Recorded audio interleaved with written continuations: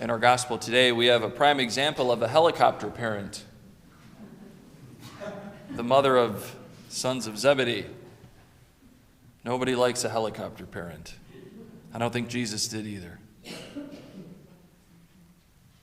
But what we have in our gospel today is this tension between desiring the crown, but Jesus calling us to accept the chalice. Now, what does that mean? Here, the mother of the sons of Zebedee come up and say, I want my sons to sit at your right and your left. And that is signifying the throne, right? Because usually you sit on the right or the left of a throne, right? And here's Jesus on the throne. They desire the crown. They desire the glory. But Jesus just said to his disciples all the things that are going to happen to him.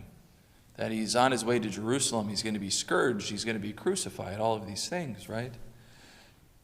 And so, Jesus says, if you want the crown, are you willing to drink from the chalice? Meaning, are you willing to suffer the way that I am going to suffer? Because that's the only way to receive the crown.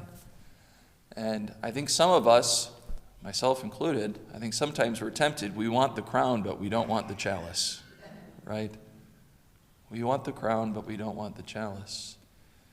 But Jesus reminds us today that if we do desire the crown, we have to have the chalice with it. Because the resurrection doesn't mean anything without the crucifixion. And each of us obviously desire resurrection. We desire heaven with the Lord. But how we get there is through living Christ's life. And Christ's life wasn't always easy. Sometimes he calls us to participate in his passion even though we don't want to be. But God gives us the strength to do so. And he shows us that even in the midst of drinking from his chalice, we will experience great intimacy with him. And so today, what did we learn? Don't be a helicopter parent. No, we learned that it's okay to desire the crown,